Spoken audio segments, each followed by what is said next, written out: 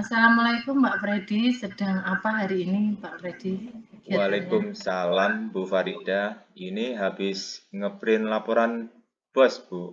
Ada apa nggih Bu Farida? Begini Pak Freddy, saya pengen ngajak ngobrol-ngobrol Pak Freddy sebentar. Apa Pak Freddy ada waktu hari ini? Ada Bu. Boleh Bu, monggo silahkan. Terima kasih Pak Freddy waktunya.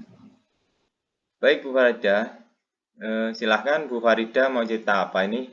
Sepertinya kok serius sekali. Apa yang bisa saya bantu Bu Farida?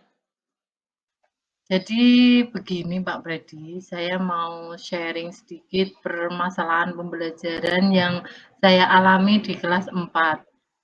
Siswa saya itu bernama Fatan. Anaknya itu cenderung pendiam, lamban dalam belajar dan tidak percaya diri.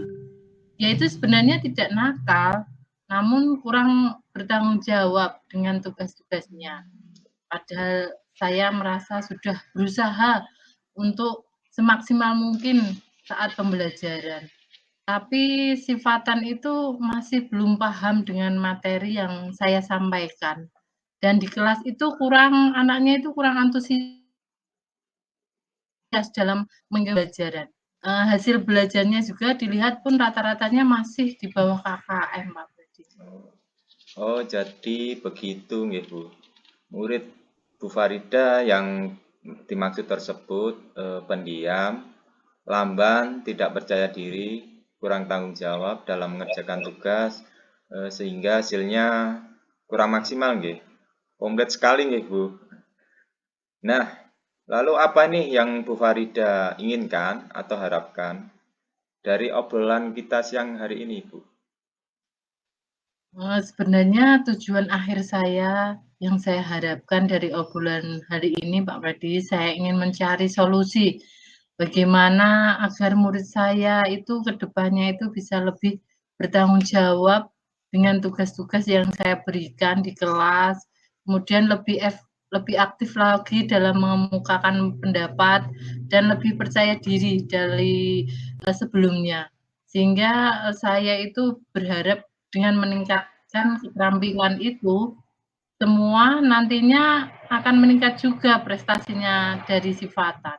Oh, nggih.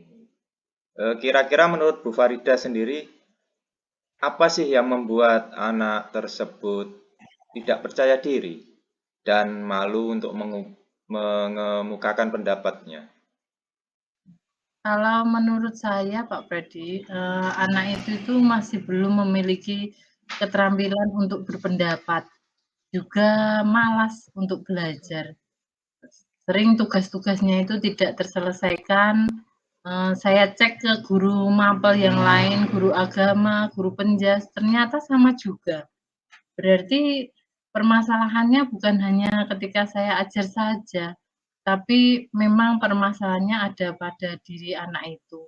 Jadi dia itu kurang bersosialisasi, kurang percaya diri, dan malas belajar, dan kurang bertanggung jawab.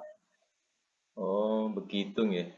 Nah, menurut Bu Farida, apa saja yang bisa dilakukan untuk bisa mendorong anak tersebut supaya dia bisa berani mengemukakan pendapatnya di kelas Ibu? Menurut saya, supaya anak tersebut mau aktif berbicara mungkin, saya akan mencari topik tertentu yang dia sukai, Pak. Yang nantinya dia mau akhirnya mengungkapkan pendapatnya, karena ada ketertarikan dengan topik yang dipilih. Wah, saya sependapat dengan Bu Farida. Dengan topik yang dia sukai, nanti pasti lebih menarik perhatiannya, sehingga bisa memancing anak tersebut untuk ikut berbicara gitu. Lalu, menurut Bu Farida, supaya anak tersebut tidak malas belajar, apa yang bisa Bu Farida lakukan? Apa ya Pak Freddy? Mungkin yang bisa saya lakukan pertama, saya akan melakukan pendekatan secara personal, secara langsung kepada anak, berbicara dari hati ke hati untuk mencari tahu alasan kenapa si Fatan itu malas belajar.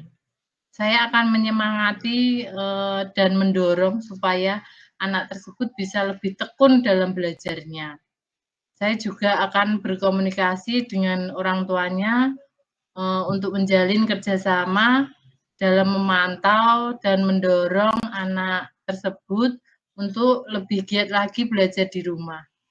Mengingat waktu, saya itu terbatas di sekolah, sehingga perlu kerjasama dengan orang tua dari si Fatan itu untuk ikut memantau belajar anak tersebut, baik di rumah maupun nanti di sekolah Hmm. dengan saya.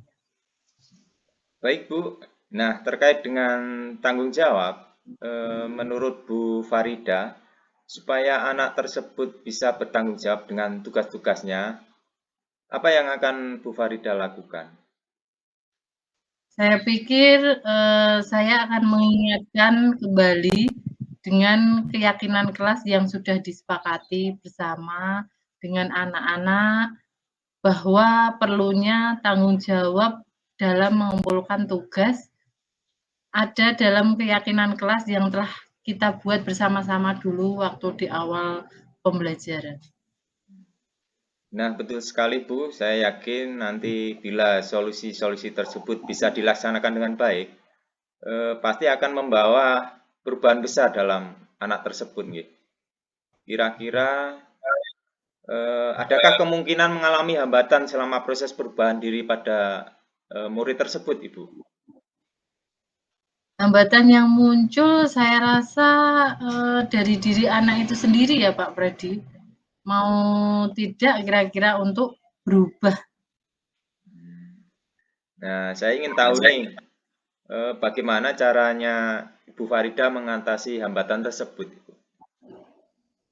Tentunya harus ada motivasi intrinsik ya Pak, dari dalam diri anak itu untuk bisa meningkatkan rasa percaya diri untuk berpendapat, bertanggung jawab, dan mau bersosialisasi dengan orang lain. Supaya nantinya pelan-pelan akan berkurang rasa malunya. Hmm, baik Bu Farida, dari beberapa solusi tadi, terus sekarang apa rencana Ibu Farida untuk mencapai tujuan tersebut, Ibu? Saya akan melakukan beberapa hal, Pak. Di antaranya, yang pertama itu nanti saya akan menentukan dulu jadwal untuk melakukan bimbingan secara pribadi personal dengan anak tersebut. Kemudian yang kedua, saya juga akan membuat perencanaan pembelajaran dengan topik sesuai minat atau pembelajaran yang berdiferensiasi sesuai dengan minat anak, serta dapat merancang kegiatan yang bisa membuat murid tersebut bisa bersosialisasi dan berpartisipasi aktif pada proses pembelajaran. Kemudian saya juga akan melakukan yang ketiga, yaitu melakukan kunjungan rumah untuk berkomunikasi dengan orang tua secara langsung dalam hal berkolaborasi untuk membantu, si Fatan itu biar bisa berubah, Pak. Nggih. Jadi ada 3 rencana nggih Bu untuk mencapai tujuan tersebut. Lalu prioritas yang akan dilakukan apa Bu? Yang pertama. Prioritas yang saya prioritaskan yaitu menentukan jadwal dan melakukan bimbingan secara pribadi dulu, Pak, dengan anak tersebut. Oh iya, nggih, baik Bu. Mungkin kapan itu akan dilaksanakan nggih Bu? Insya Allah nanti akan saya lakukan secepat mungkin, Pak, dalam minggu-minggu ini, Pak Freddy. Oh, nggih, bagus Bu. Terus ukuran keberhasilan dalam kegiatan yang Bu Farida rencanakan tadi niku apa nggih? Ukuran keberhasilannya nanti murid saya itu bisa lebih percaya diri, kemudian anak itu bisa lebih aktif, bisa berani mengemukakan pendapatnya, bertanggung jawab dengan tugas-tugas yang saya berikan, serta adanya peningkatan dalam prestasinya, Pak. Oh, gitu. Terus apa komitmen Bu Farida terhadap rencana aksi tadi, Bu? Komitmen saya terhadap rencana aksi nyata saya ini, saya akan lakukan sebaik mungkin, Pak, agar membawa perubahan pada diri anak tersebut, agar anak tersebut menjadi lebih baik lagi. Oke. Terus bagaimana tindak lanjutnya nanti dari coaching kita hari ini, Bu? Tindak lanjut dari sesi coaching ini, saya akan mencoba menerapkan rencana-rencana yang telah muncul tadi. Kemudian akan saya evaluasi apakah bisa berdampak positif bagi anak itu atau tidak. Jadi nanti kita bisa bertemu lagi dan bisa berbincang-bincang lagi mengenai hasil evaluasi kita nanti nggih Pak Freddy. Nggih, Bu, siap. Eh, kapan itu kira-kira nggih, Bu? Kira-kira bulan Agustus, Pak. Insya Allah nanti kita jadwalkan bertemu lagi. Nanti saya kabari ya Pak Freddy untuk waktu dan hasil evaluasinya. Terima kasih sekali Pak Freddy sudah melonggarkan waktunya untuk mendengarkan unek-unek saya, permasalahan yang saya alami. Terima kasih saya sudah plong Pak Freddy. Terima kasih banyak. Sama-sama Bu Farida, sukses selalu nggih. Sampai ketemu di bulan Agustus nggih, Bu. Ya Pak Freddy, terima kasih. Terima, Matur nuwun. nggih, terima kasih sami-sami, Bu.